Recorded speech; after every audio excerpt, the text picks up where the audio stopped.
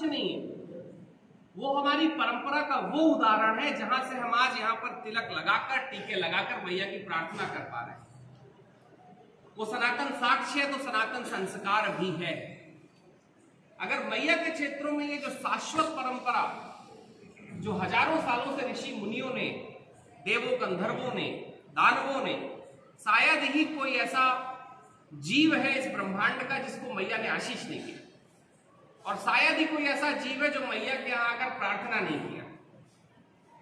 तो ये तो उन प्रार्थनाओं की परिक्रमा है, और उन सब ने यहां पर आकर तीर्थ बनाए।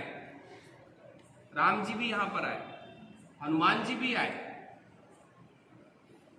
यहां पर नल और नील आए, कृष्ण जी की गोपिकाएं आई, बड़े बड़े योगी आए, ऋषि आए, संत आए, साधु आए, सन्यासी आए, सप्त ऋषियों का पूरा कुल यहां पर आकर प्रार्थना करके।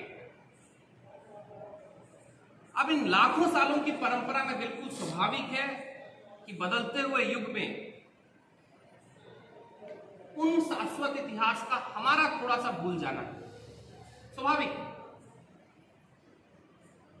लेकिन अगर हम उस इतिहास के उस महत्वपूर्ण साक्ष्य को भूल गए, हम सब और आने वाली पीढ़ियां, आप सबको तो, हमको भी कुछ थोड़ा मोड़ा पता है, अगर हम उस साक्ष्य को भूल गए तो हम सनातन इतिहास के बहुत बड़े महत्वपूर्ण साक्ष्य को भी भूल जाएंगे, क्योंकि वहीं से वो सारी परंपराएं निकल कर आती हैं जो हम आज इस राष्ट्र में चाहते हैं। चाहे वो सहभोजन हो,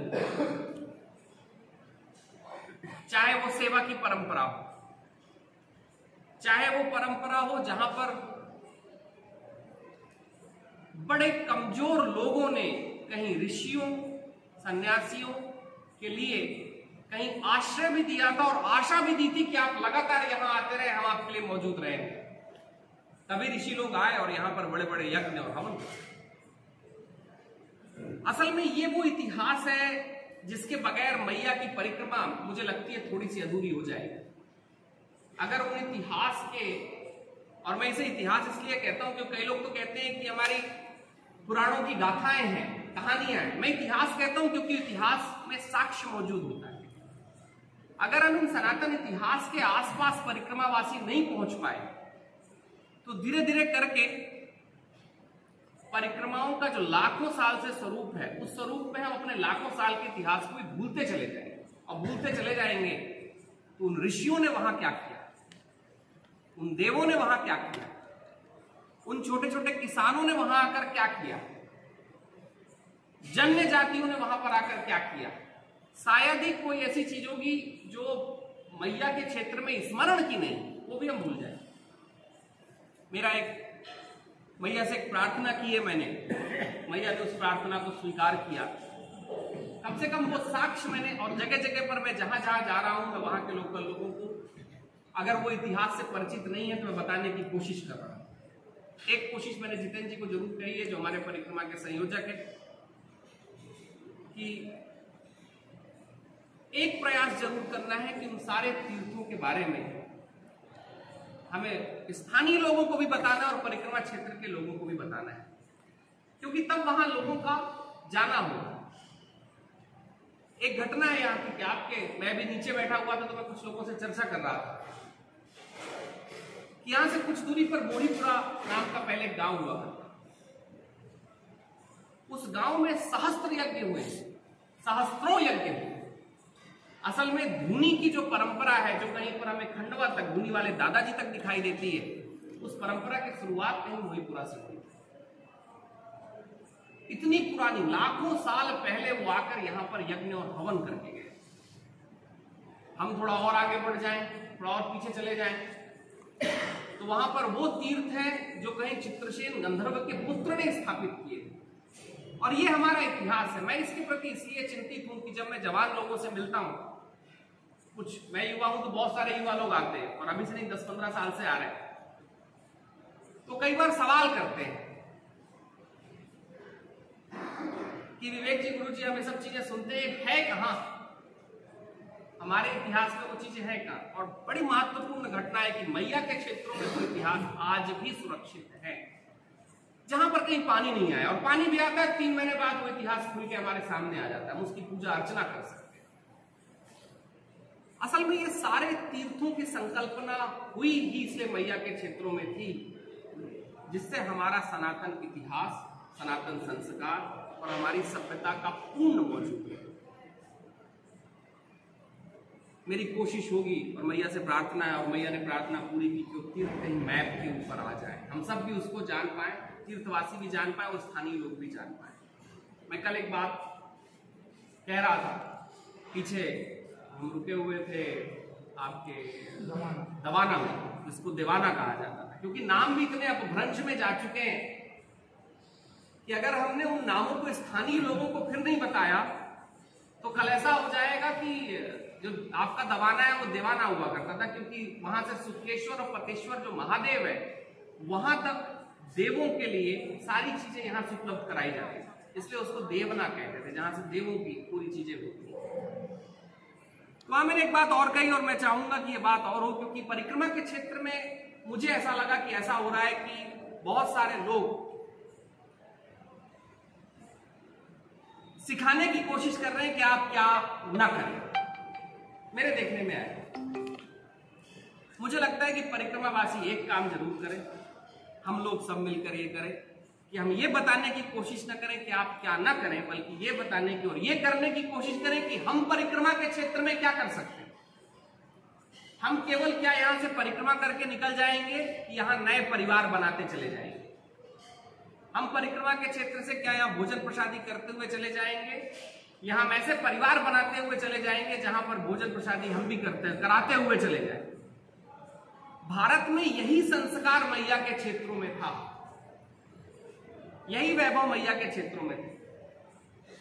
अभी मेरे देखने में आया, और पिछले कुछ दिनों से और ज्यादा उसकी खबरें मुझे आ रही हैं कि कुछ पहले और कुछ बाद में चलने वाले लोग बताने की कोशिश कर रहे हैं कि परिक्रमा क्षेत्रवासी क्या ना करें। तो मेरा आग्रह है आप सभी से जो क्षेत्रवासी हैं कि आप लोग दैवीय कार्य कर रहे हैं। सबसे बड़ी जरूरत हम सब की है कि इस दैवीय कार्य को अनुभूति के साथ हम स्वीकार तो कर लें कि भाई यहां चल भी इसलिए पा रहे हैं क्योंकि रोटी, कपड़ा, मकान और जल आप सब उपलब्ध करा रहे हैं। ये निमाड़ वासियों की अद्वितीय परंपरा नहीं होती तो मेरा मानना है कि कभी परिक्रमा के क्षेत्रों में ये मैया का जो उदय शास्त्र है, जहां से सबको आशीर्वाद मिला है, वो संभव नहीं होता। तो इन निमाड़ वासियों के लिए मेरा हृदय अभिभूत है। मेरे कहने के लिए कुछ नहीं है। बैठे हुए अजय जी, मैं भी नीचे घटना बता रहा था अजय विजय जी की। इनकी चाय की दुकान से हर एक परिक्रमावासी चाय पी के जाता है और नमकीन भी खा के जाता है, और अगर किसी का बैग भारी हो तो ये 100 किलोमीटर तक छोड़ने भी जाते हैं। किसी के घुटने में तकलीफ आ जाए तो उसके लिए डॉक्टर भी लाते हैं।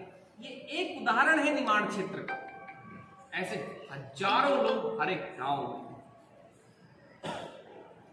हमको धन्यवाद देना चाहिए, हमें आशीर्वाद देना चाहिए, हमें प्रेम के साथ बैठ के उनके साथ परिवार की कल्पना करनी चाहिए कि हम कैसे पूरा भारत मैया के क्षेत्रों में आ रहे हैं। शायद सनातन परंपरा में मैया का क्षेत्र ऐसा है कि गांव गांव से होकर पूरे देश के लोग आ रहे हैं। हम एक बहुत बड़े अद्वितीय सनातन परंपरा के परिवार का नया उदय कर सकते हैं, जहां कोई जाति नहीं है, जहां पर मन में कोई भेद नहीं है। नहीं तो आप ट्रेनों में सफर करिए और आपको कोई चाय पिलाए तो आप 10 बार सोचेंगे चाय पिए या नहीं पिए। मैया के क्षेत्र में आप कोई घर के अंदर बुलाए ना बुलाए, आप खुद चले जाएंगे कि हम सो सकते हैं क्या, वो सुला देगा। ये स्वभाव भारत का था, जहां पर मन के अंदर कोई वैमनस्य नहीं था। मैया और मैया का ये क्षेत्र भारत के जो स्वर्णिम काल है उसका आज भी उदाहरण है। हम सब परिक्रमावासी जो यहाँ परिक्रमावासी बनकर आते हैं, इस स्वर्णिम उदाहरण को बाहर बता सके। हम ये काम करें, हम ये ना बताएं कि आप प्लास्टिक मत फेंकें, ये मत करें, वो मत करें। बहुत सारी सीख दी जा रही है। मुझे लगता है मैया के क्षेत्रों में सबसे बड़ी गंदगी फैलाने वाले परिक्रमावासी हम ही लोग फैलाएं। जो बिस्किट, चिप्स, जगह जगह पोहे मिल रहे हैं लेकिन फिर भी बिस्किट चिप्स के पैकेट चलते हैं। आप तो बता सकते हैं, मैं नीचे कह रहा था कि अगर आप यहां से लेकर ओंकारेश्वर तक की यात्रा करें उल्टी, तो आप हर एक पथ में बना सकते हैं कि कहां परिक्रमावासी बैठा था, क्योंकि उस जगह आपको प्लास्टिक पन्नी पन्नी बिस्किट की झाड़ियां मिलेंगी। मेरा एक मानना है कि स्थानीय लोग जितने सचेत हमारे लिए हैं कि हमको भोजन मिले, उतना सचेत वो मैया के लिए भी हैं। तो हम बताने की कोशिश न करें कि आप क्या करें, हम ये सीखें कि आप क्या कर रहे हैं, हम उसको कैसे लेके दूसरे क्षेत्रों में ले जाकर कर सकते हैं। 3 कल्पनाएं मैंने मैया से की थी, तीर्थों की हो रही है, सेवा की हो रही है, और साथ में परिवार बने। 3 कल्पना लेकर चल रहा हूं, मेरे पीछे और मेरे आगे चलने वाले लोग ऐसे परिवार का उदय कर सके, तो बड़ा आनंद। आप सभी निमाड़ वासियों को बहुत बहुत आशीर्वाद। नर्मदे।